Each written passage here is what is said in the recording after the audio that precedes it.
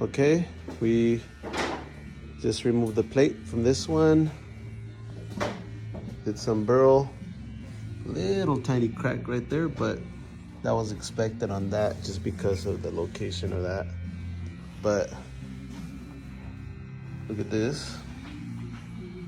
Completely stable now. All the water is gone. You can see that one has the same little defect. Yeah, but overall it came out really well.